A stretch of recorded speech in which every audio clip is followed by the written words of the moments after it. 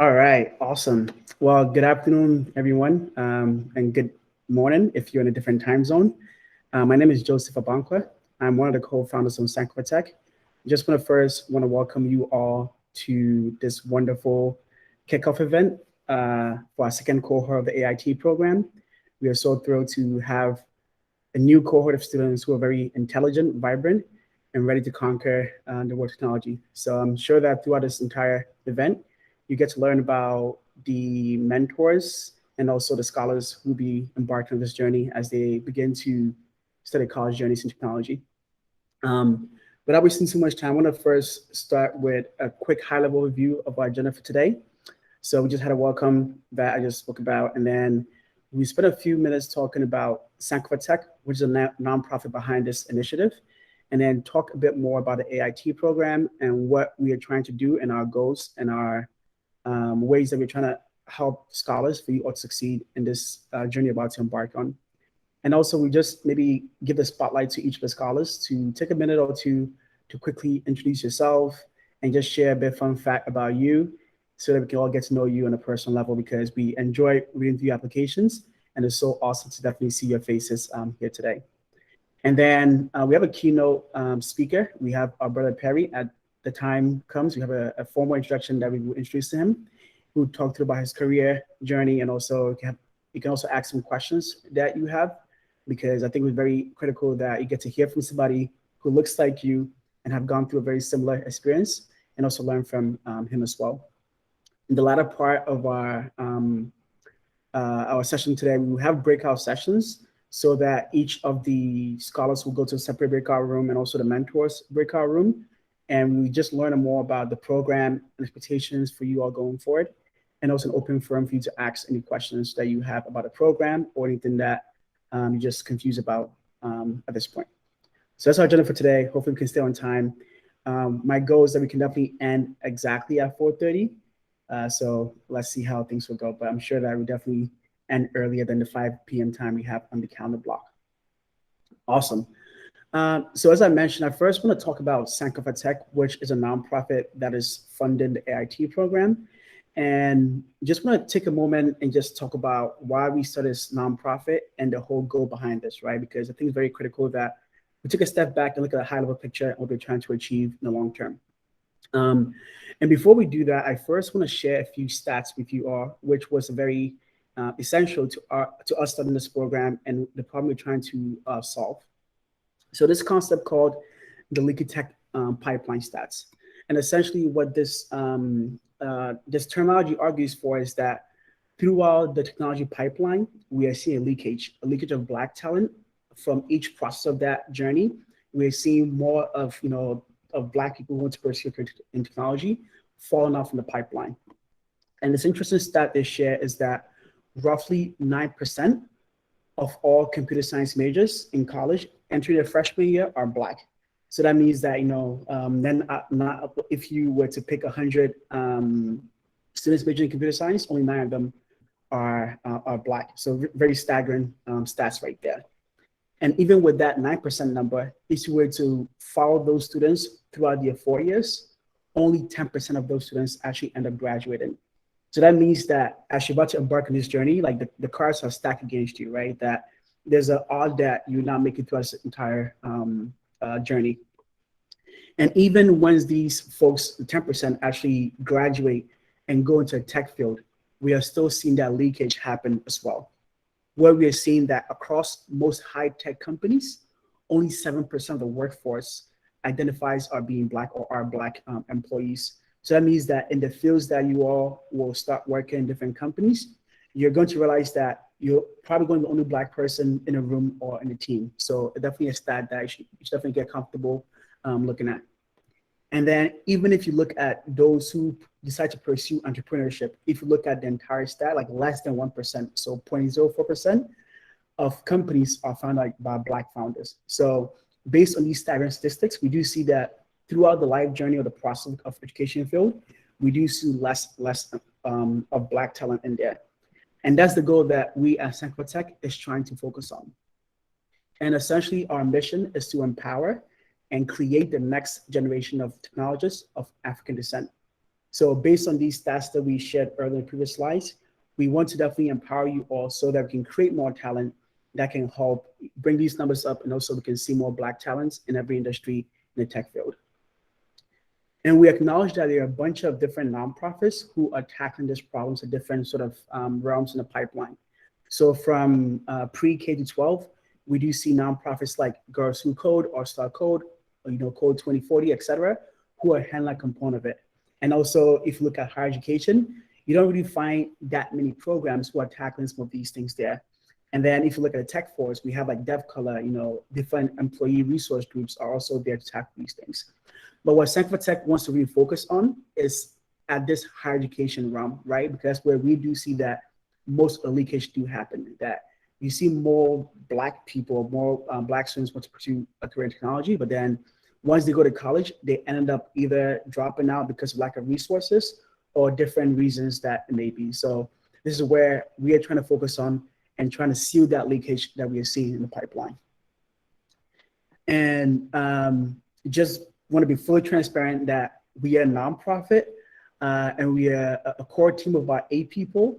All of us are full-time workers, and we do this as a side, work that we're very passionate about, because each of one of us, we have a very similar story, that as we were embarking on our college journey, we had a lot of things that were set against us, but through perseverance, we're able to, maneuver through it.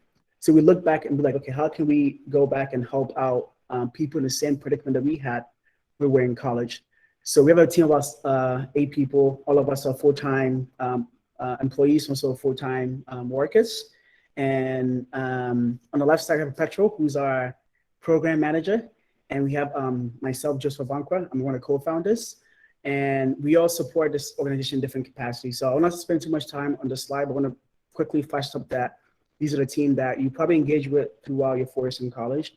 And if you have any questions or if you feel like anything does not go well, please let us know. We acknowledge that we can't run as a full-time staff, but again, we're trying our best. So continue to give us any feedback you can in terms of how we can improve the program and make things better and efficient. So I want to turn it over to Petrol, who talk about the AIT program and the details about it. Hey everyone, hope you all are having a wonderful day today. Just want to repeat Joseph in saying welcome to the Achievers in Technology program. We're super excited to support you all as you begin college, as you begin this journey through tech. So first, just to give an overview of what this program will provide. So you do receive, well, financially, you have a scholarship. It will be an annual award that you'll receive, just contingent on your participation in the program, engagement, and continued academic success. But apart from that, we also have a lot of programming that we provide throughout the school year and into the summer. One of them is just mentorship and academic support. So each of you will be assigned a mentor, someone who is a working professional in the tech field who can speak with you, check in with you one-on-one to make sure that you're meeting all of the goals you set for school and for your career advancement. We also have different events and activities focused on skills development, community support, so looking at social events. We also have academic coaches who will host monthly coding sessions. These will just be opportunities for those of you who are interested in pursuing software engineering, and I know a good number of you are. These will be just times for you to brush up on your coding skills and solve different coding challenges. These are just a few of the examples of the different things we have lined up as you participate in our program. I think we can move on to Code for Impact. And Kwejo, who is on the Sankofa Tech team, he's sort of the lead on this project. I can give a brief overview, and Kwejo, feel free to jump in if I miss any important details. Essentially, Code for Impact is just an opportunity for youths, the scholars, to work on a social project that helps solve or at least bring attention to a challenge in a community, in your community. These could be problems ranging from the environment to healthcare, social justice, and beyond. But these are just a chance for you to not only improve your technical skills, but your leadership skills, management skills, even in public speaking, being able to talk about your project in the way in which you want to use technology to bring positive impact.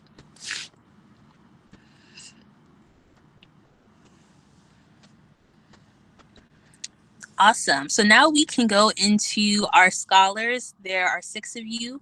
We're already really excited to welcome you as the 2021 cohort. We were very impressed with your applications. You all have very unique and interesting stories. So when I, say your name, I would love for you to, if you have your cameras on, to turn them on, quickly introduce yourself. And yeah, we're just excited to see all of your faces.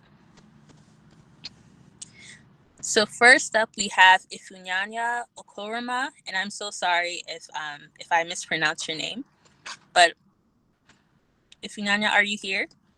Yes, I'm here, and you got it right. It's Ifananya Ogroma. Hi, I'm first year at UC San Diego. I'm going to start attending this fall. I'm a data science major, and one of my hobbies include listening to music and reading. Nice. Well, welcome, Ifunyanya. We're really excited to have you. You're one of our few data science majors, which is awesome. I also work in data science, so I'm very, very excited to have you a part of this program, and we look forward to staying connected. Cool. So next we have Neoma. Hi, my name is Neoma Nerba, and I'm going to major in computer engineering at Rochester Polytechnic Institution. And something that's interesting about me is I like to crochet and also watch dramas or shows. Cool. Well, welcome, Neoma. We're really excited to have you as well in our program. We're really impressed with your application. And yeah, we look forward to connecting with you as well. Next up, we have Morgan. Is Morgan here? I'm here. I'm sorry. In the car. But hi, my name is Morgan Toombs. I am a freshman at Spelman College, where I am a double major in computer science and psychology with a concentration in neuroscience. And a fact about me is I like to sing and dance. Cool. I love singing and dancing too. Welcome to this program. We're super excited to have you a part of Achievers in Technology, and we look forward to keeping in touch. Thank you so much. Cool. Next up, we have Alexis. Is Alexis here? Hi, I'm Alexis. I'm here. Okay, so my name is Alexis Osweke. I'm going to be majoring in computer science at the University of Minnesota. And my hobbies are I like to watch Nigerian movies, and I also like to read when I have the free time and the motivation to. Cool. I was obsessed with Nollywood. Ini Edo is one of my favorite actresses, so I totally can relate. Welcome to the program. We're super excited to have you a part of Achievers in Technology. And yeah, we look forward to connecting with you too. Cool. And I think last we have Samuel. Is Samuel here? I believe Samuel couldn't make it. He had to go to school today. So yeah.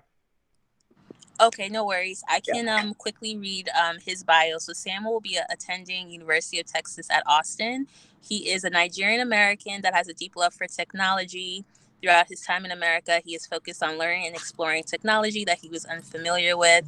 Now he's entering college and wants to, use the AIT program and whatever he learns to pursue a software engineering role.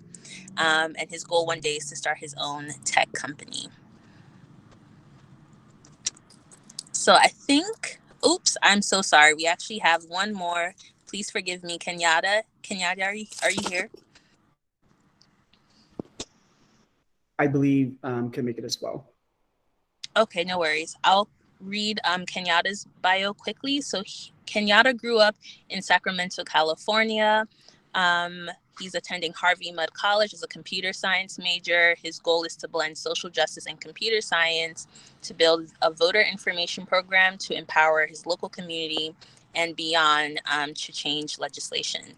So all of you have very unique stories and experiences, goals. I mean, there is the commonality of pursuing tech. So we're really excited to see how you as a cohort can meet each other and learn from each other throughout this journey. So here are all of your mentors. So unfortunately, they couldn't join the program today, but we will be giving you more details on how you can meet each of them one-on-one. Joseph, I'm not sure if we've already communicated the mentor for each scholar. If not, we'll be sending out an email with that information shortly. But we're really excited to have these folks as your mentors. Some of them have engaged with us as mentors in the past, so they're experienced. They're all very successful working at Google, at FactSet, and our experience in engineering and tech generally. So stay tuned for more information on who will be your mentor. These are our academic coaches. So I talked a little bit about how they would be hosting coding sessions.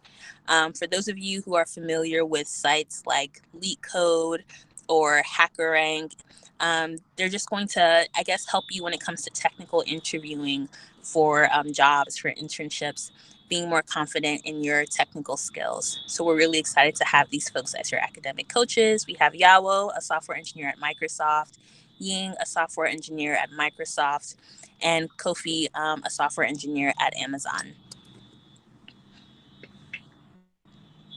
Cool. So from here, I'm going to pass it to Kwajo, who will introduce our keynote speaker. Awesome. Thank you, Perpetual. Scholars, good afternoon, good evening, depending on where you are. Good morning. Definitely great to have you all on this call. It gives me great pleasure to introduce Perry Uguche. Perry is a dear friend of mine, and he's also CTO at FinSmart, a fintech company that helps users track investment portfolio performance, minimize capital gains taxes, and rebalance their portfolio. He was actually previously a software engineer and technical lead at Redox, a healthcare integration company that makes the exchange of healthcare data very simple. Previously, Perry co-founded a company called Envo, which was an online peer-to-peer delivery company backed by Y Combinator. He was in the W16 batch. Perry is a previous Code 2040 fellow and came first place with his team at the Code 2040 Pocket Gems 2013 Hack for Diversity competition. He received his education at the University of Maryland, Baltimore County with a double major in math and computer science. Perry currently lives with his wife and one-year-old son in Maryland. So Perry is about to get on. And so one thing I will say about Perry is he's a people person and gets a lot of energy when he's talking. He can see everyone's faces. So if your camera is not on, and if possible, do make sure you turn it on so Perry can feel that one-on-one connection with you all. So Perry will speak for about 10 minutes or so, and then we'll have a Q&A session where all the scholars and anyone else will have an opportunity to ask him questions. So make sure you're taking notes and get your questions ready, because if you don't ask him questions, he will probably ask you questions. Perry, feel free. Thanks a lot, Kwajo. Can you all hear me okay? Thumbs up. Yeah. Okay, perfect. Yeah, thanks everyone. Thanks for that intro, Kwajo. Made it sound a lot more official than I actually feel. But no, it's really a pleasure and an honor to be here. First off, I want to say huge congratulations for getting into the program. It might seem, it might seem minor in all of your accomplishments or achievements today, but I think when you look back, this would definitely be one of those key moments that has played a really pivotal role in your journey. So as Kwajo said, my name is Perry Uguche. I was born and raised in Nigeria for 16 years of my life before I moved here for college. Shortly after I turned 17, I got into University of Maryland. I majored in math and computer science. I've had a few software engineering careers and positions throughout my life. I worked in Silicon Valley right after I graduated. I started a company, got into Y Combinator with Kwajo, who's on the call here. Got some funding and did that stuff, moved back to New York, and ultimately moved back to Maryland, got married, had a child, and I'm now settled here with my child in Maryland and my wife. Currently, as Kwajo said, I am the co-founder and CTO of FinSmart, a fintech company that essentially is trying to help individuals make better financial decisions and just help you gain better insights into your investments. So since I was asked to talk to you all, I really have spent the last few weeks kind of thinking about what can I say, what can I offer, what format of presentation should I use.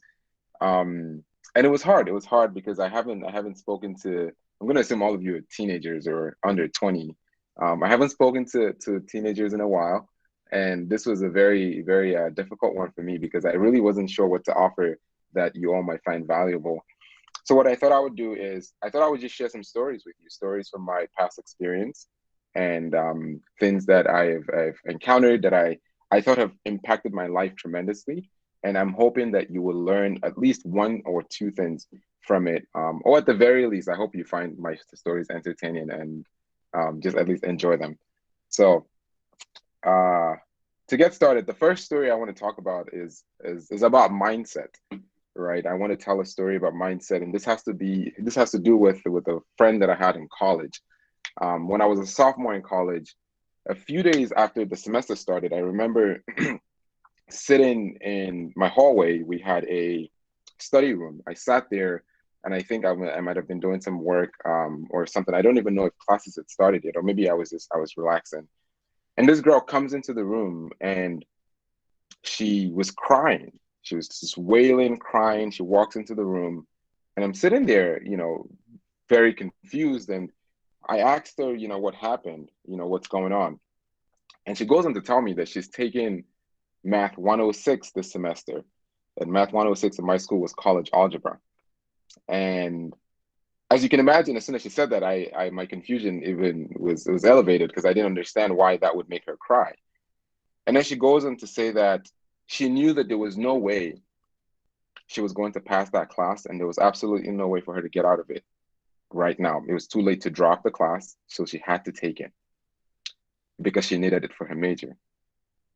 So the reason why she was crying was because she had signed up for this class that she came into believing that she was going to fail because she was so bad at math. She knew that there's nothing that she could do about it. So I don't believe that that girl couldn't have gotten an A in that class or in any other math class. But the mindset that she had come into that class with was already a mindset of failure. Or as Carol Dweck would describe it, was a fixed mindset. Carol Dweck is the author of the book called Mindset. I highly, highly recommend it. In her book titled Mindset, she describes fixed mindset as one which assumes that our character, intelligence, and creative abilities are static, they're fixed, and they're things that cannot change in any meaningful way, regardless of what you do. And the opposite of that is what she describes as growth mindset. This is a mindset that thrives on challenges and sees failures as not evidences of unintelligence, but as a springboard for growth and for stretching our existing abilities and capabilities. When I was younger, my dad would always tell me something that I never really understood back then, but I think as I've gotten older, it makes a lot more sense to me now. He would always say that he believes that there are three types of people when it comes to academic intelligence, right? And people fall into three different groups in his mind. This is kind of how he viewed the world. There are people in the first group who are the people who sit in class, hear a lecture, and have to do very little to ace an exam after they hear that lecture, right? And there are people who fall in the second category, in the second group, right? These are people who sit in class, hear a lecture, and they have to put in a little bit of effort outside of class. They have to, put in 1 or 2 hours of studying or whatever to ace an exam. And then the people in the third category, right? These are people who hear a lecture, sit in class, but then they go back and they have to put in extra work, an extra amount of time to study and to prep in order for them to ace an exam. If you notice something that's common with those three groups, they all aced the exam and they all go on to ace their exams. The only difference is the amount of effort that each person had to put in. I am truly of the belief that it is possible for you to be as smart as the smartest person that you know. All you have to do is understand how much work it would take you and how much effort is required of you to be great at that thing that you want to do. People in the third category of that group that I said my dad described, those people, they have to understand that in order for me to ace an exam, it requires 12 hours of studying, right? This guy might get it in 1 hour, but I know that I need to put in X amount of time in order for me to also ace that exam, right? They can also take the fixed mindset and say, I know that there's absolutely no way I'm going to ace that exam, and be like that girl that ran into the hallway crying and accept failure. At the end of that semester, that girl ended up failing that class. Truly, I believe that the reason she failed that class is not because she wasn't good at math or because she couldn't have the abilities to do well at math. I think the reason she failed that exam is because she had already accepted failure even before she walked into the class for the first day. She had no idea what that class was about. She had no idea who the professor was. She had no idea what she was going to learn, but she already accepted failure. And I think that's why she failed that class, when rather she should have accepted or understood how much work would be required of her to put in that semester in order for her to ace that exam or ace that class. So that's the first story about mindset. You will take classes that will make you question why you decided to major in computer science. You will take classes that will make you question your whole life and want to make you change your major. You know, my freshman year, we started with like, I don't know, hundreds of people as declared computer science major. And by the time we were sophomores, it was only a few. By the time we were juniors, it was only a few of us. A lot of them had dropped out. Right? I had so many scenarios when I sat in class and I literally said, when I get out of this class, I'm going to walk into my advisor's office and I'm going to change my major, just because I thought I couldn't do it. So you will encounter those difficult moments. If anyone tells you that this stuff is not hard, that's an absolute lie. But what will make you different from every other person is the mindset that you choose to approach that difficulty with. Are you going to have a fixed mindset that says, I know that I can't grow and I can't do well in this thing, and I'm going to accept failure? Or are you going to have a growth mindset that would accept challenge and accept it as something that could stretch you and make you even better? Now, the second story I want to give is something more personal, something that is about disappointment and not giving up. As I mentioned earlier, I grew up in Nigeria. I went to high school in Nigeria, elementary through high school. And when I graduated high school, I had fixed my mind on the college that I wanted to go. I wanted to go to University of Maryland. I knew that that's where I wanted to be. I applied to University of Maryland. I got accepted into the school. And now there was only one thing between myself leaving the country and attending college at the University of Maryland. This was in 2009.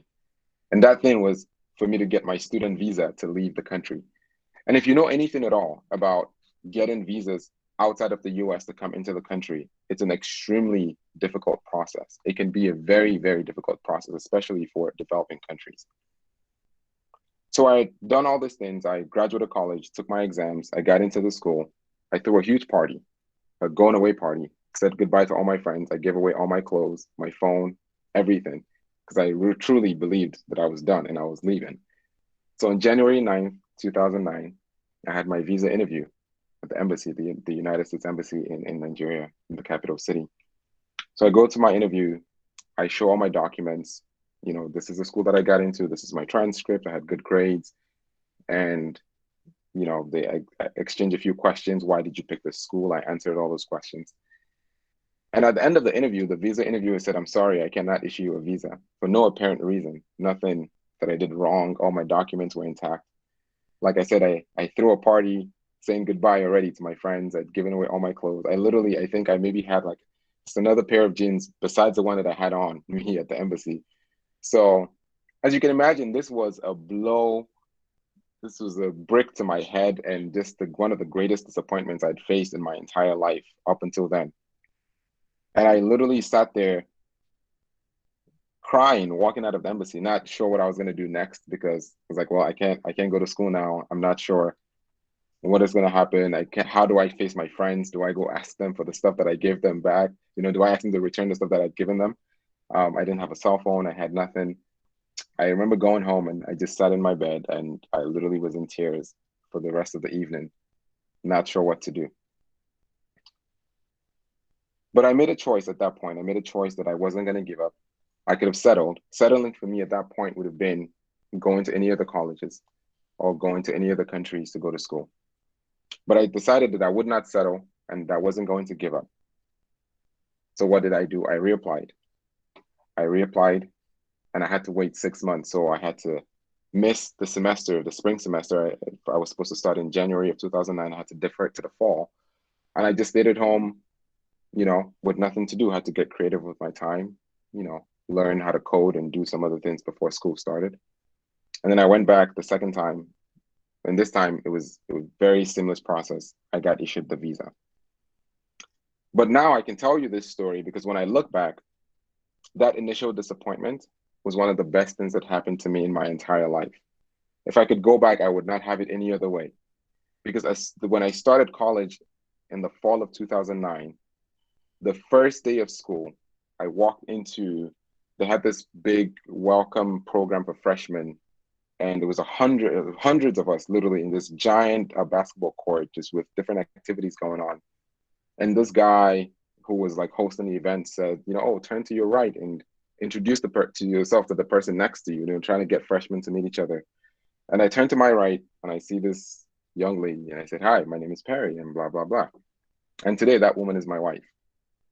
And going from there on, after I left college, I got into a program called Code 2040, as Kwejo mentioned, which was another pivotal moment for me in life, which I think really changed the trajectory of my life. This is when I got introduced to Silicon Valley. This is when I met Kwejo, my first co-founder. We had started Shipmate together.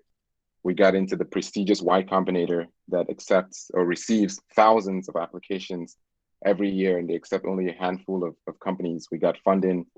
We were able to build a company together and serve hundreds and hundreds of people. And grow a business together.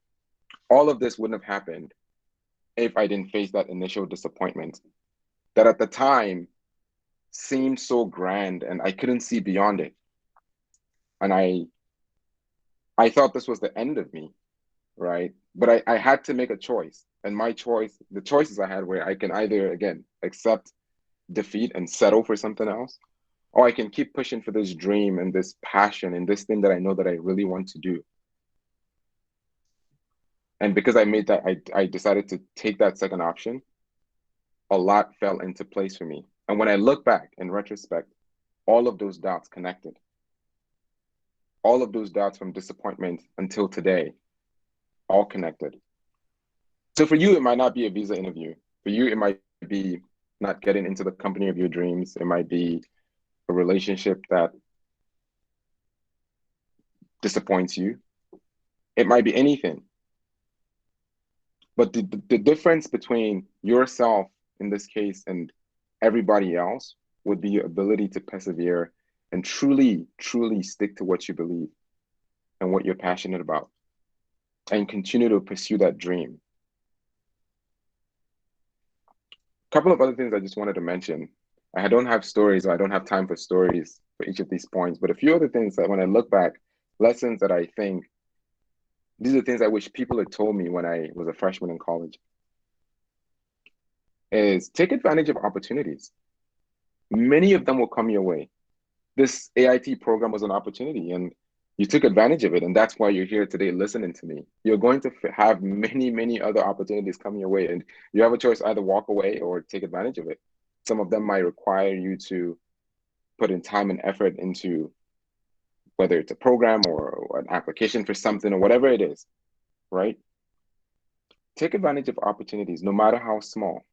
When I was a senior, I think in college, I had this kid who I would always walk to class with. And every time we walked to class, he would talk about Bitcoin and tell me about Bitcoin. And I didn't know what Bitcoin was. I had no idea what it was. I was not interested. I never one day Googled it. And at the time, Bitcoin was under $100. Today, I don't even know how much Bitcoin is. Last time I checked, it was over $50,000 for one Bitcoin. Right? This was an opportunity I had. I had the information. I just did not care enough to look into it. The other thing I want to say is don't judge or make assumptions too quickly. You'll meet people in life that you don't know. There will be scenarios or situations that would happen to you. Don't judge or make assumptions before you have details about a person, a situation, or anything else in your life. All of the people that I judged in my life have ended up just becoming some of the closest friends that I have today because I made assumptions about their personalities when I didn't know them, or I assumed they were a certain type of way. And that was a great mistake that I made. And the final thing I want to leave you with is do harder things. When you push yourself to do the things that seem extremely difficult, all of a sudden, the things that used to seem difficult now seem a little bit more simple. An example of this that I like to give is if you're weightlifting and say you're doing pull-ups, initially it's hard to pull yourself up on the bar, right? You're pulling yourself just your body weight. If you go to the gym and you try to put weights around your waist, right? Add like weights to your body and pull that up. That's you doing harder things, right? That's you doing something harder than pulling your body weight up. And if you find the strength and you build the muscle to pull yourself up with additional weights around your waist, when you take those weights off and you try to pull just your body weight up, all of a sudden that seems a little bit more simple. It seems a little bit easier than it did before, right? The hard thing for you was pulling your body weight up, and the harder thing for you is pulling your body weight with additional weights around your waist up. And I always say, try to do the one that's harder, because then this thing that used to seem hard, all of a sudden, is a little bit easier for you. So in conclusion, just want to recap the points that I made. As much as you can, try to have a growth mindset. You're going to face disappointments in life. If you truly believe in your dreams and you truly believe in what you're pursuing and you don't give up, I promise you that the dots will connect when you look back in time. And as much as you can, try to do harder things because they will eventually make the things that used to seem hard a little bit easier. Thank you all for listening. Thank you so much, Perry, for the words of wisdom and inspiration you shared with the scholars. So we'll take about 10 minutes for the scholars to ask you any questions that they have about your journey or questions that they have generally. One thing that I remind the scholars about, if you listen to Perry, he did say take advantage of opportunities as they come your way. And this may be an opportunity that you're not yet realizing. So do ask the questions. Do try to connect with him, and let me be quiet. So you guys have 10 minutes or so to ask Perry what's on your minds.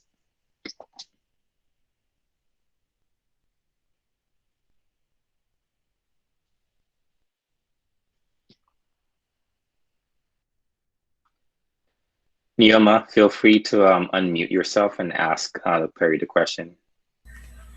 Oh, hi. I wanted to say, I really find it interesting that you're also from Nigeria because both of my parents are from Nigeria. So, I was wondering, how did your parents feel about you going to computer science? Because usually they will try to make you go to health field and become a doctor or a lawyer. So, what are some of the challenges you face with your parents or with your peers on your career choice? Yeah, really good question. I unfortunately I do have a cop-out answer there because I would say like my parents were always supportive of me doing computer science.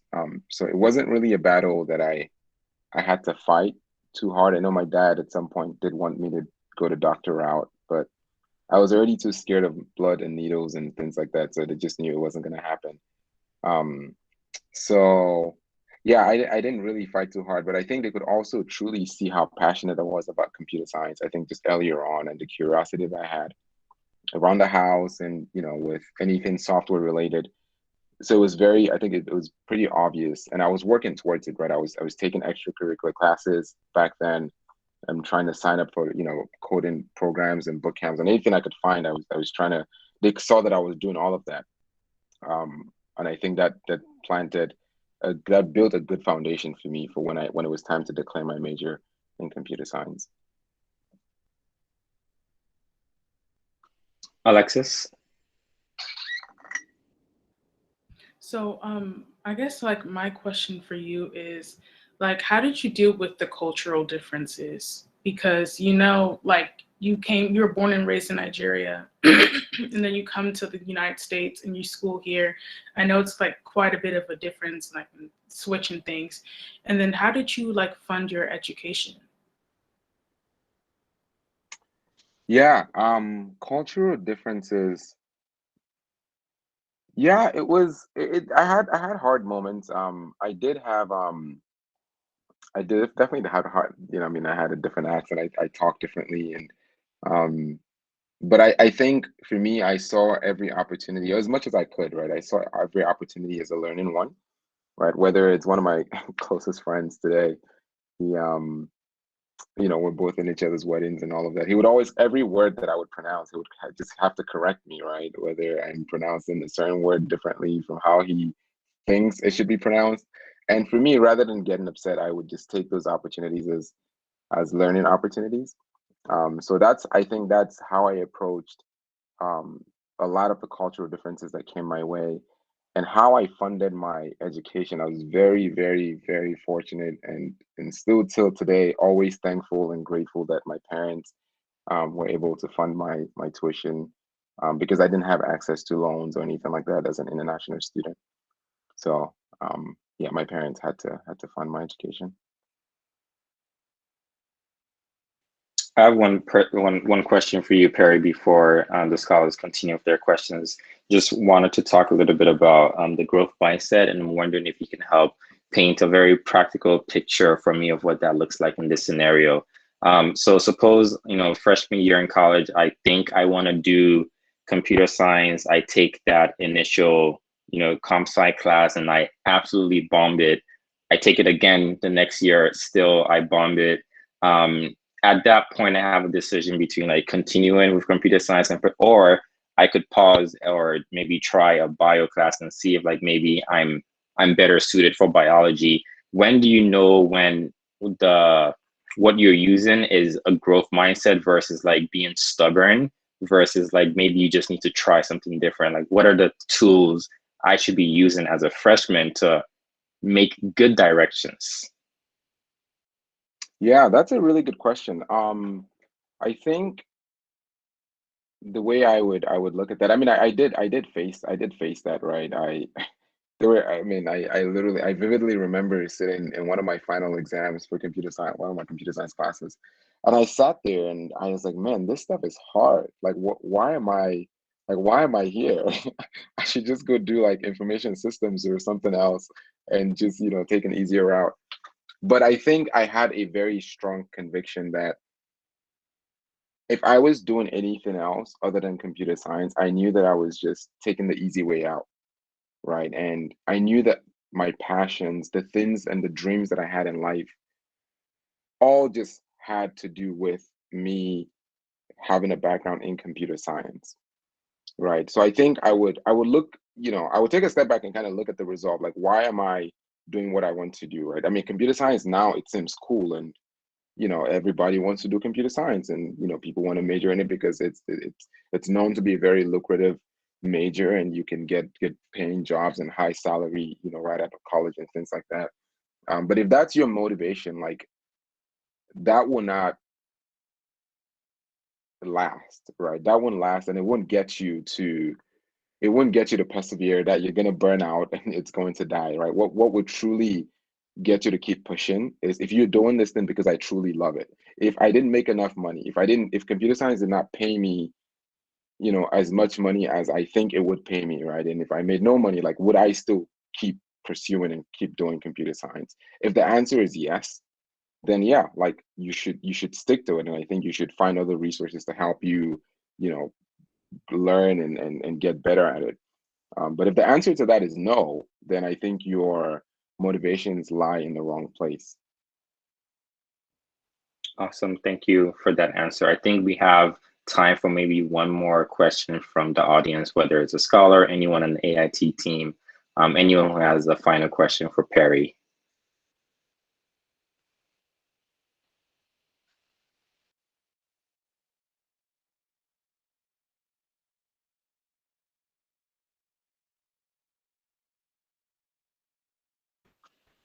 Any final question? Oh, go ahead, Joseph. I have a quick question. So like most people, when they're about to go to college, they decide with computer science either to go like the entrepreneurship route or they graduate and work for a company. And it seems like you took the entrepreneurship route. And I'm curious, like, what sort of like factors influence your decision? And also, what are some tips you have on for people who are going through a similar dilemma on which route to take while they're in school? Yeah, good question, Joseph.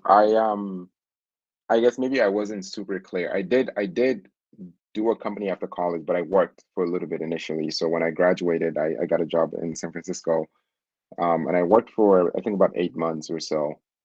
And we had then shortly after I think 8 months, the 8 months at my time at my company, we had gone into Y Combinator, and we saw it as a once in a lifetime opportunity, and we're like, well, really what's holding us from quitting our jobs and like going full time in this, right? So for me, I've always had the desire to do a startup, but I think my first company was birthed out of a necessity, right? Like Kweju and I were working on something together and we had launched, just like a beta alpha version of the product. And we saw a lot of traction. We saw a lot of interest. A lot of people wanted to use what we built. And I think that was a forcing function for us to commit to just continue to do that thing, right? Which kind of led ultimately to me us quitting our jobs and things like that. But as far as like deciding between entrepreneurship and going industry route, I think both of them always they have the advantages, right? I had quite a bit of work experience from internships before I graduated, which is why I think it was a little bit okay for me to go after 8 months of working somewhere to go try to do a business. But I think there are a lot of advantages with going the industry route first, right? There's so much you learn, whether it's experience and how to become a better developer, and all of those skills will ultimately transfer if you go down the route of like building a software business. So if you have that opportunity, I think definitely work, make some money, save. You're going to need the money to maybe even start your company, right? But if you have, in my case, I just had literally a once in a lifetime opportunity, right? Getting into Y Combinator. This is a program that companies like Dropbox and Airbnb and all these other thousands of companies have been through. And for me, it was just a no-brainer to go down that route. So I would say it's like a case by case basis. I don't want to give a general rule here. I would say really just evaluate your situation and see where you are. And it shouldn't be too hard to do what makes sense for you at that point.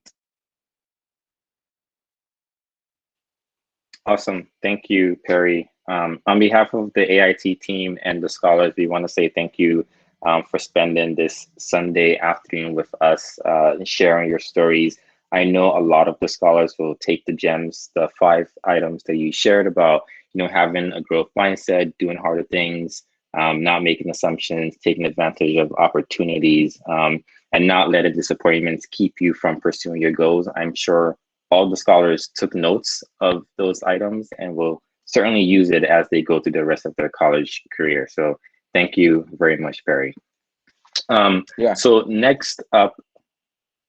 I was just gonna one final Go thing. ahead. Sorry, Kweju. I was gonna say thank you so much for having me. If the scholars do have questions and want to reach out to me, please feel free to give them my email. I will be more than happy to talk to anyone at any point.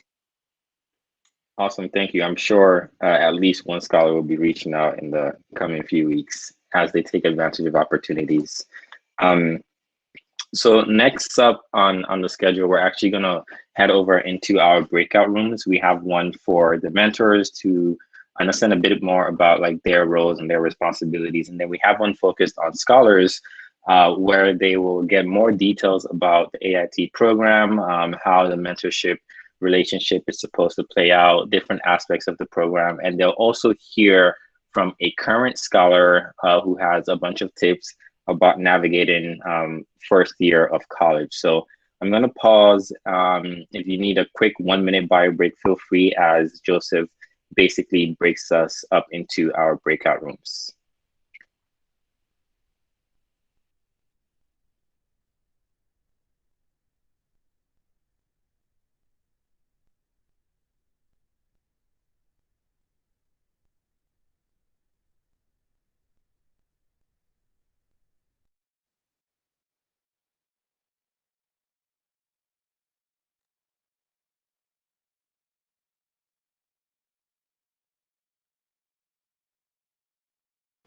It's just one room, so I think I just put everyone in the same room because we don't have any mentors join.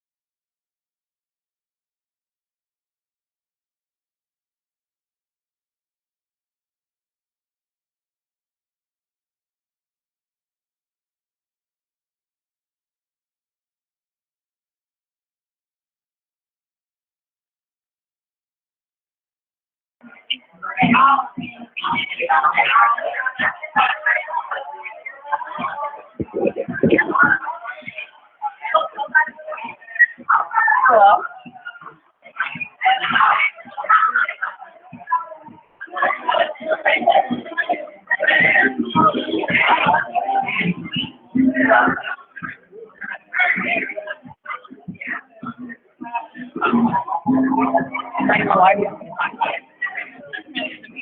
Huh?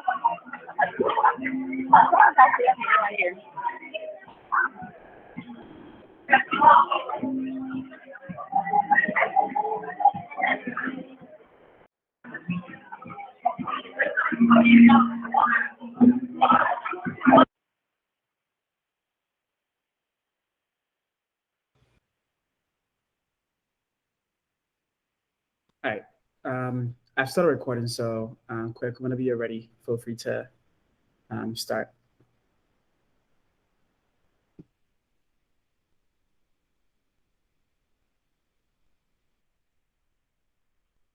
Hello?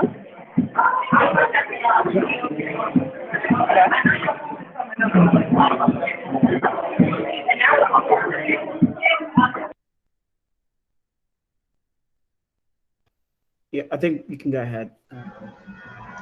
All right. Yeah. So this breakout session, we're gonna discuss a few things regarding scholars and your time throughout the AIT program and some of the professionals you meet.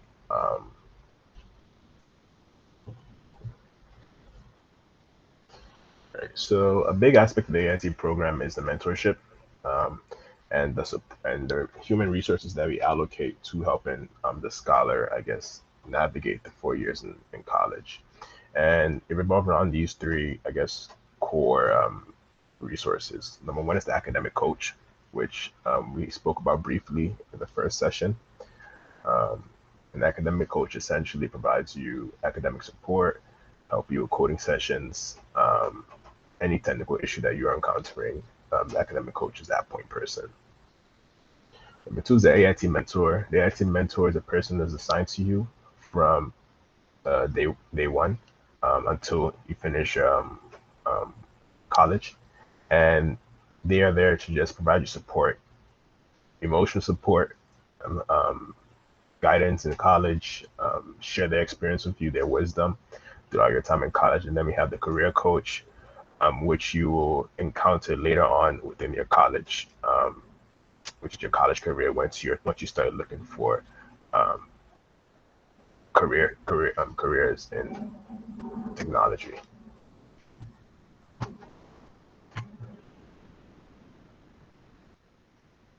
So you just want to kind of outline a few things that you as a scholar can take to kind of better your relationship with your mentor. And we have a few points here. So when you meet with your mentor one-on-one, kind of introduce yourself, establish that personal relationship with your mentor, and understand as well, understand your strengths and your weaknesses to kind of um, facilitate, I guess, a conducive environment where everything is building on top of each other on both ends. So we really emphasize that relationship building.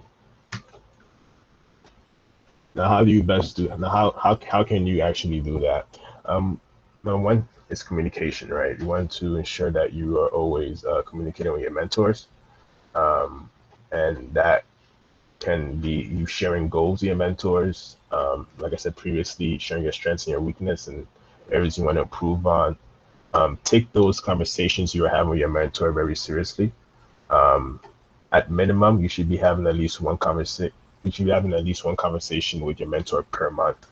And with these conversations, you will discuss your goals, your progress in school, and anything that comes to mind that you believe your mentor can help you with. In addition, you can also reach out to your academic coach to discuss schoolwork, school projects, ideas that come into your mind that require some type of technical input. Academic coach is there for that, and academic coach is also there for the coding challenges, which you will be doing once a month, and have smaller coding challenges throughout the month as well.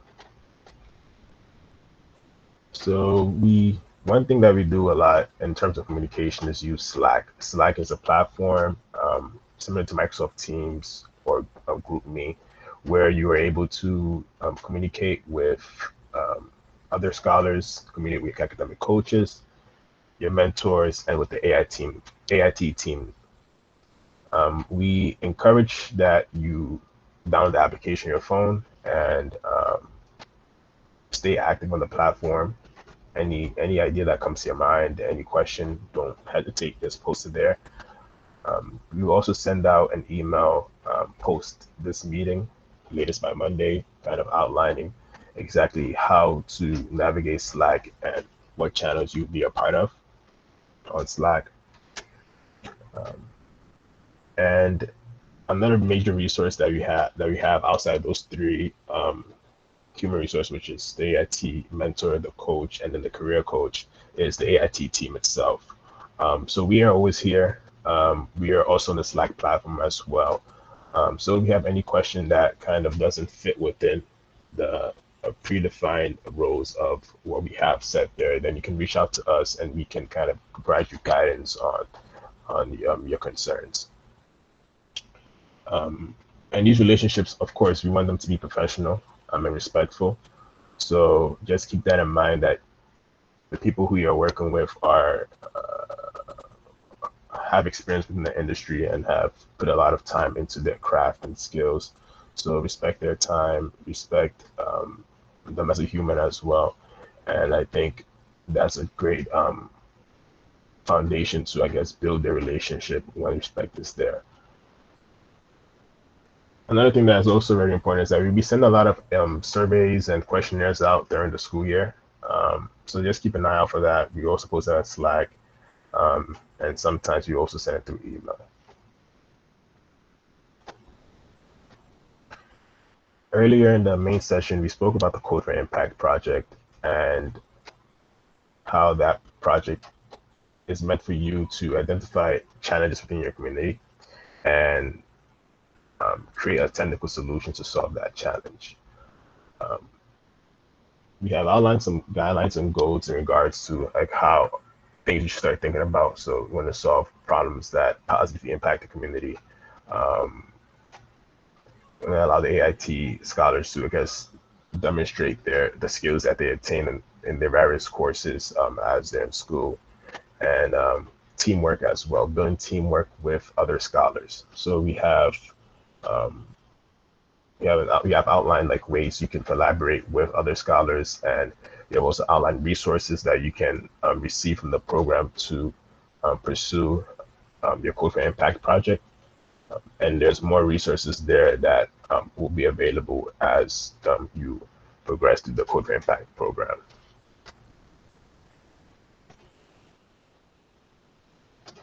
Now, throughout the school year, you have many events with the AIT team, and we have kind of outlined the main events here for every month of the school year. So September, October, November, December. First one, Scholars Connect.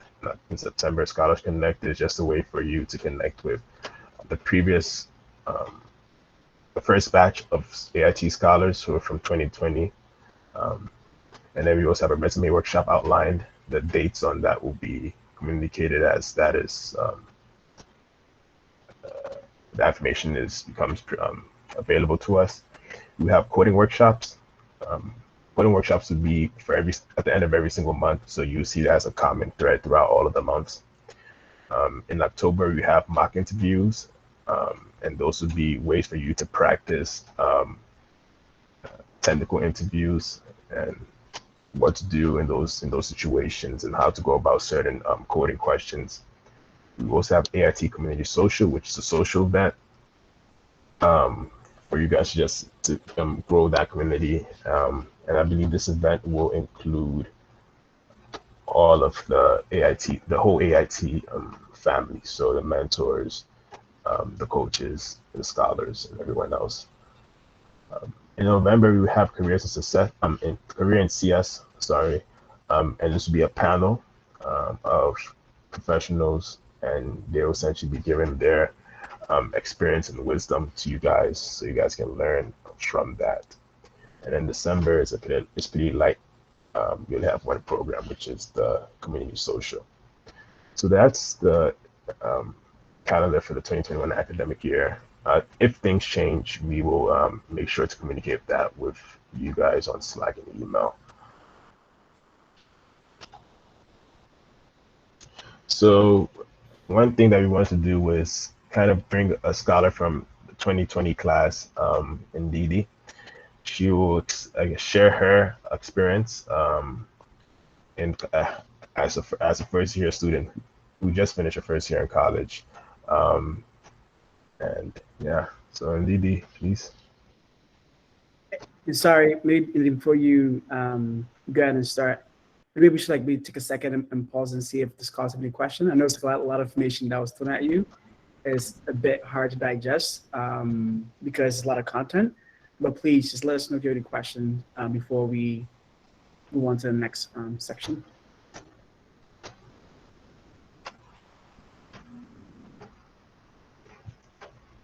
Any parts that's not clear or any questions on how things be conducted? Safe space, so don't feel like any question is not proper. Just let us know, and we'd love to answer. And if you don't think this forum is the right one, feel free to also email us after as well.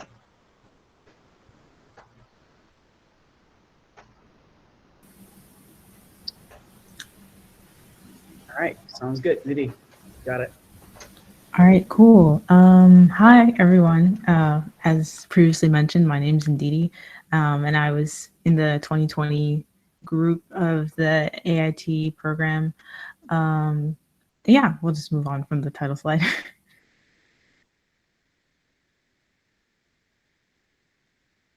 Next slide, please. Sorry, Indy, do you want to share your screen or do you want me just? Oh yeah, sure, I could do that too. Okay. Cool. Let me stop presenting. Okay. Okay, so can everyone see that? Yes. Yes, okay, cool. So yes, as previously mentioned, my name is Ndidi.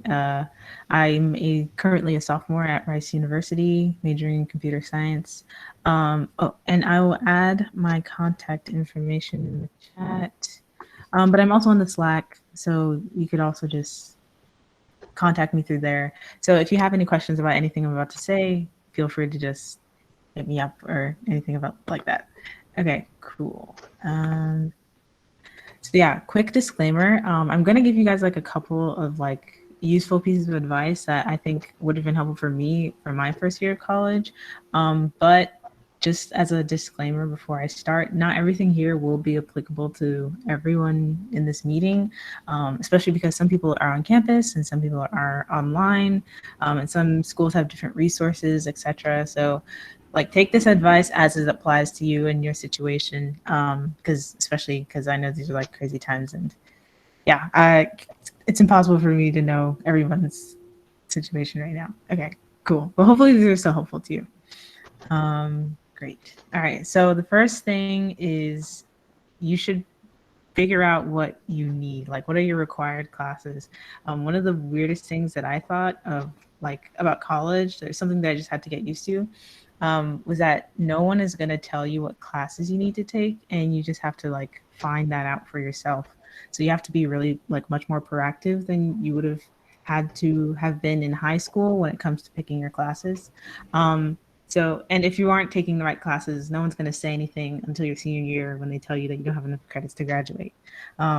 So this is also a good way to determine whether or not like any of your academic plans are feasible. So like double majoring or minoring. I know in the school that I go to at Rice, a lot of people have plans of like double majoring or double minoring or getting 3 certificates. And then they come to school and see it's not possible because of the sheer amount of classes they would have to take. So yeah, the first thing I would suggest is meet with your academic advisors or whatever sort of like academic planning group that they have at your school and figure out what classes are required for you, and just like have that as a starting point, because if you don't get those done, you're not graduating. So that should be number 1 priority. Okay, so number 2, even though it is your freshman year, I do think it's a good idea to start making a 4-year plan. You could be like a spreadsheet or like a list or Google Sheets, Excel, whatever. Just like start making a template of like all the classes you plan to take for all your 4 years. I will say though, this can be a little intimidating.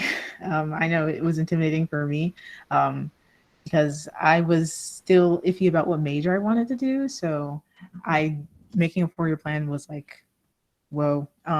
But don't worry about how accurate this is, because this plan will likely change as you discover your major. So just put the bare minimum there, like just the requirements, just to give yourself a starting point. And it's going to be a lot easier to decide what classes you want to pick in future semesters if you have this, because you'll see that some semesters will be heavier than others. And while we're on the topic, that brings us to the third piece of advice. Do not pledge allegiance to your 4-year plan. Do not be afraid to change your 4-year plan at all. Don't be afraid to drop classes, change majors, explore subjects, especially in your freshman year. This is actually the perfect time for you to do that.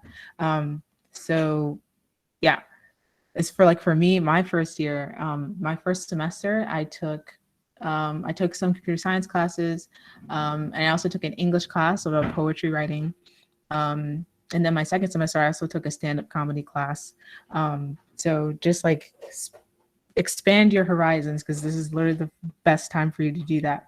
You'll discover things you like, things you don't like, and you can change your 4-year plan accordingly. So yeah, don't pledge allegiance to your 4-year plan. That's tip number 3. Tip number 4, I would say maximize your resources. I know this was already mentioned in the previous speaker, but you have a lot of resources here at college, and like, do not be afraid to use them. Find out what options you have and be proactive about using them. There are likely going to be a lot of different advisors within your academic planning program at your school, or there might even be different like programs just for academic planning. Like here at Rice, there are peer academic advisors, which are just fellow students, and then there are also like the like actual counselors, and then there's like Office of Academic Advising, and then the Student Success Initiative, which is more for like study habits and like building your worth ethic and things like that. And then there's also the professors and the peer tutors, and there's going to be a lot of resources. So you should set up at least one appointment with each of them to get like a little bit of everything. Just like get as many opinions as you can, because not all the advisors are going to know all the same information. So maybe one advisor will give you a push in the right direction that you wouldn't have gotten from another advisor. So yeah, if you're having trouble, ask for more opinions. Like if you're struggling between two decisions, for me in my first year, I'm still like deciding between like doing biochem and then computer science. And so I went to a bunch of different advisors, and one of them suggested a class that would allow me to shadow doctors as for credit, just to see if that's like a kind of thing I would enjoy. And if I hadn't gone to that advisor, I would not have known that class existed. So that was very useful for me. So now I'm taking that class this semester. So yeah, find out all the resources you have and definitely use them because they are there for you. Cool. Number 5, pace yourself. That might be a little contradictory because I just said to like use as much resources as you can, but do make sure to like pace yourself, especially when it comes to picking your classes. You'll likely get some sort of limit, like there's a maximum amount of credits you can take. You rarely need to take that maximum amount, so don't like max out your semester with a bunch of hard classes. And like I mentioned before, take like some fun classes too, because 1, they're fun, and 2, they can help boost your GPA to balance out some of the more harder classes that might drop your GPA. So take this also with discretion, because this is like applies like on a case-by-case basis. Like some people are on a 3-year track, or just like have like their major requires different things. But still, I do think it's a good idea to keep in mind that you don't always have to take all the hard classes like all at once. Like you don't need to take intro to bio, intro to chemistry, intro to physics all in one semester, because you will suffer. College classes are hard. But this was also reiterating the importance of a 4-year plan, because having that plan like set out for you can help like reassure you that you don't need to do it all at once. Because if you see it all laid out for you, you'll say, oh, I still have time to take this class later, so I can relax. And it'll prevent you from like taking a bunch of hard classes and then burning out, and it's a terrible time. That's essentially what happened to me my second semester. I only took math, physics, computer science, and then more math. It was not great. I ended up having to drop one of the classes. I wouldn't recommend it. So that's tip number 5. Tip number 6, kind of a little bit of repetition or overlap to one of the previous tips, but ask for help when you need it. There are office hours, which is kind of a weird concept, because I know in my high school we didn't have office hours. So the idea of like going after class to like talk with the professor, just like with questions or anything you're confused about, wasn't something that we had in my high school. So getting used to like actually like taking the time to go to the professor like outside of class time was something I had to get used to, but they are super helpful. You could find peer tutors, you can email your professors, you can talk to any of the mentors here on the AIT team, or your AIT mentor. Yeah, so you have a lot of people you can ask for help. Please ask them. I promise they will be helpful. And you don't have to like just suffer alone, like I know like college is like very fundamentally harder than high school. And so I know for me, especially when I got to college, it was a lot harder for me to maintain the level of like academic, what's the word? I guess excellence that I had in high school. And so when I saw my like grades being like lower than expected, I was like, oh, I just need to like be better, but I didn't like have any real concrete way of doing that. So reaching out to the resources that I had and asking for help it helped a lot. It was a step in the right direction. So do not be afraid to do that, or else you will just suffer in silence, and that's not great. Okay. Tip number 7, stay organized. The number one thing, please read the syllabus that your professor gives you. No one is going to tell you when things are due, unless you're talking to other people in the class. And even then, you shouldn't really rely on that. The syllabus likely has all the deadlines that you'll need for the entire semester. So I would say as soon as you get it, read it, and then put all those deadlines in your calendar. Even if you don't know what the assignment names like are even talking about, just have it in your calendar, because at least you'll get that reminder. I like to have the reminder like once a week before it's due, and then another time 2 days before it's due, and then another time the day of, just so like I don't forget about the deadline. But you can do like find an organization system that works for you. I use Google Calendar. Some people like pen and paper agendas. Just find a way that works, because if you fall behind, it's going to be a lot harder to catch up. And they will and all the things that you like forgot about will likely be on the syllabus like since day one. So you won't really have an excuse for like forgetting about it. So yeah, just save yourself the trouble. Take notes, stay organized. I know it's easier said than done, but it will help you in the long run. Ooh, that was a rhyme. Okay. Anyway, tip number 8. Get involved. I know I've been talking a lot about academics and stuff, but college is more than academics. So find out the clubs that are like interesting to you in your college. They're a great way to get like leadership opportunities and make new friends. So yeah, it could also be a resume booster if you want, but it can also just be fun. I'm on the college newspaper. I don't care about journalism, no plans to pursue that, but it's just fun for me. So that's just a thing that I like to do. And I met a lot of new people through the Thresher. That's the name of our newspaper. So yeah, but do be careful not to overbook yourself, which goes back to the organization thing. Make sure that when you commit to something, that you actually have time to do it.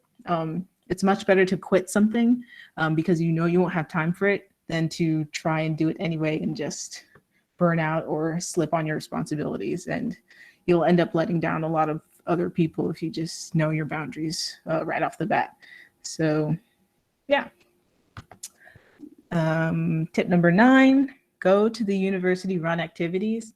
I'm not like, usually your university will run some sort of activity for the students. They might, I don't know if this is like a popular opinion, but I know some people think that the university run activities aren't as fun because they aren't like typical college parties or anything. But you know, they're still fun. There's still ways to like meet new people. One time there was a petting zoo on my campus. That was fun. It was very cute. And also met new people. So yeah, go outside, meet new people. If you're not even if you're not a sports person, maybe go to one sports game, you know, just to get the experience of it. Maybe get some school spirit, you know. There are fun parts of college, so don't miss out on those. And then I guess my last tip for you guys would be just to take care of yourself. College can be very stressful, and you should take care of yourself to keep up. So do not, I know it like everyone wants to be on that grind 24/7, but please do not grind 24/7. You will hurt yourself. Take a moment to relax. And if you're feeling like extraordinarily like anxious or depressed, there are higher rates of those sort of like mental issues among college students. Reach out to the school's mental health resources. Most colleges should have mental health resources. But if they don't, just talk to anyone. Don't try and like bottle that up because you're gonna burn out. It's gonna it's going to explode. It's not going to be great for you. So just talk to someone and allow yourself some time to like rest in between, like, you know, working hard and staying on top of everything in college. Because yeah, it's good for you. You want to stay alive, stay healthy while you're learning everything you want to learn here. Yeah, and then that's all. So good luck on your first year of college. If you have any questions, you can contact me. You can ask me about Rice or computer science internships. I just finished an internship with Google this summer, or anything else. Just feel free to contact me. And that's all. All right, awesome. Thank you so much, Nidhi. So we have 4 minutes left. So we will just leave it for any questions that you have about anything that you heard today before we wrap up and close out today.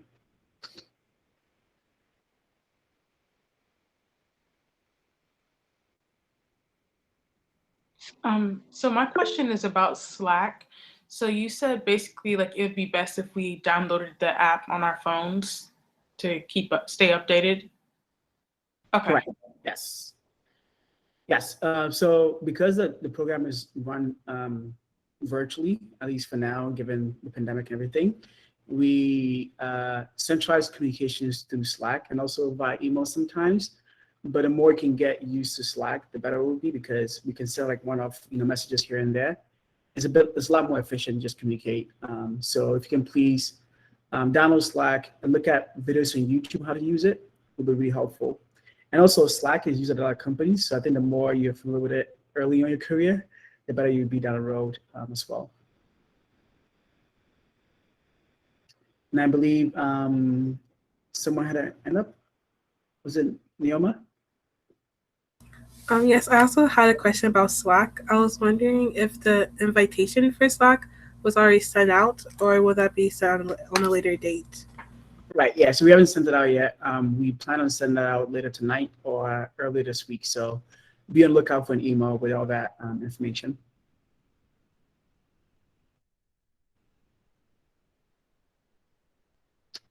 Any other questions? And maybe someone has a question about when they'll get the scholarship money, and you're not bold enough to ask that. Just know that we intend on sending it out in early September, and it will go to the bank account you indicated in the form you filled out a couple of weeks ago. So be on the lookout for either a check if you select that option, or a direct deposit through your bank account.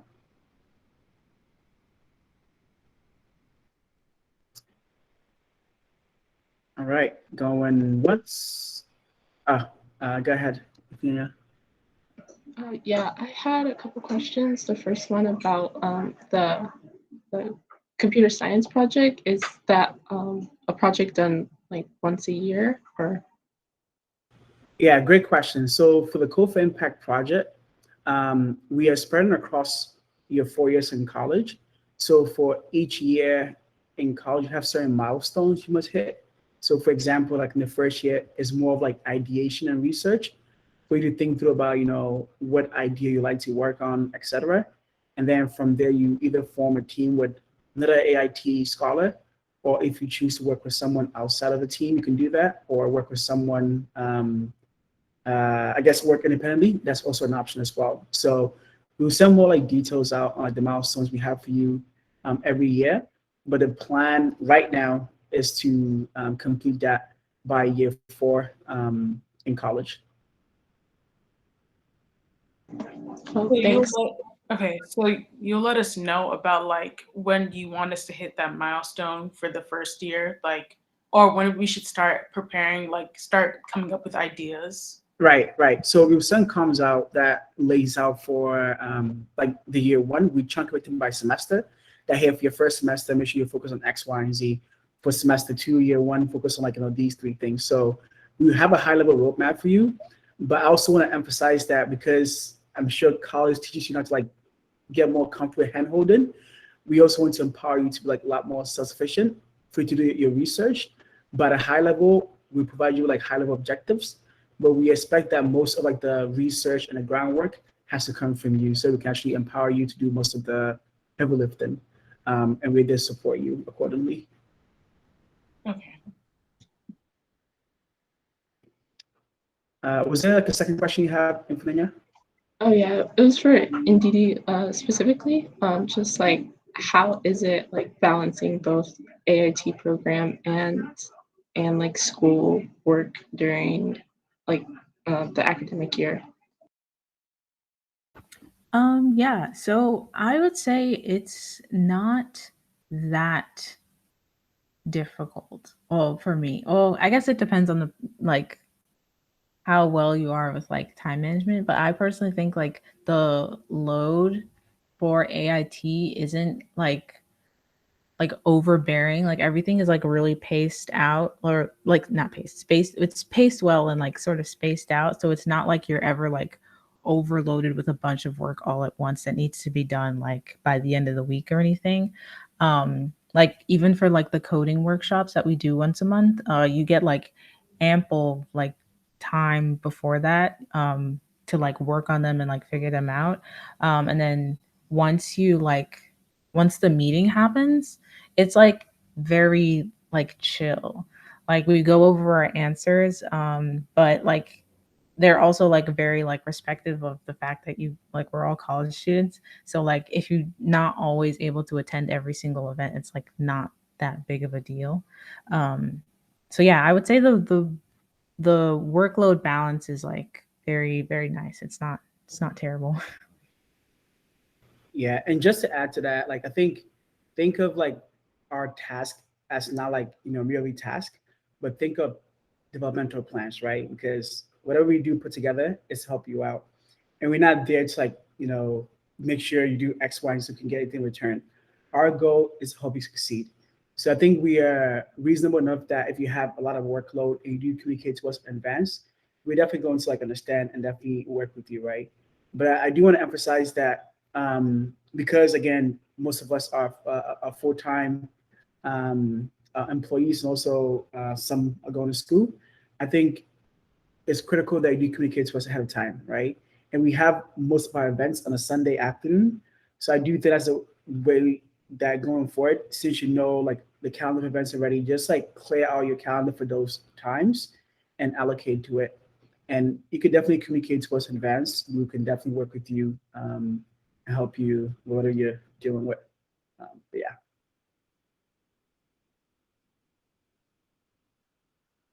But great questions.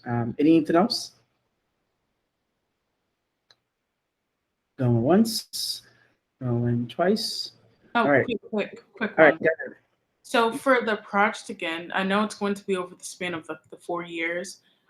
When should we like start like thinking of like our partners? Like, is it like a something I should start like thinking of immediately, like right now, or? I think right now just focus on school and just Okay, getting. sorry. Yeah, I think like the AIT program would definitely, the project will come later and we send communications out. So I think just get situated, about a month or so in college. And then like for the first semester at a high level, just start thinking about problems, right? Or just ideas. And then for your second semester is when you start forming teams, potential people. So my recommendation is think of like the idea first and team second, because you form a team based on common interests. You don't form a team and try to work on something together, right? Because at times it can bring conflict. So focus on your idea, and if let's say your idea is something that someone on the team is also interested in, that's when you both can form a team and collaborate on it. But I would say right now, just focus on school and getting adjusted into college, and then once you get a comms out, we can talk about what you should be doing concretely. But yeah. Okay. Thank you. But good question. Like, yeah, please just like keep giving us feedback, keep giving us suggestions on how we can better help you. Like our whole goal is to see you all succeed. So like if you feel like we're just giving you too much work or make you do too many things, like let us know and communicate to us, because the more we can get feedback, the better we can support you.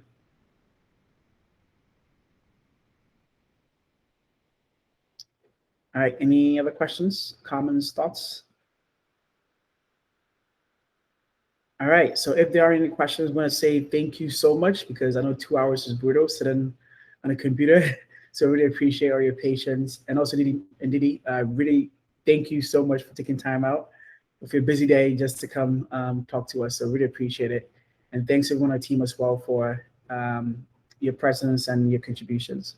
So in terms of next steps, be on the lookout for an email from us where we will summarize the key steps you can take and actions. And also we will be sending an email to introduce you to your mentor. I encourage that you please proactively reach out to them. Don't let them reach out to you, right? Because they're also busy. So if you want to leverage them and have a successful relationship, be as proactive as possible and also be engaged in the conversation you have with them. In the meantime, if you have any questions or just comments, feel free to reach out to us at AIT@sanctimata.org. And then once we add you to Slack, you can also reach out to us on there with any questions you have. So have a good rest of your Sunday, and we'll see you all in the future meeting. All right, bye everyone.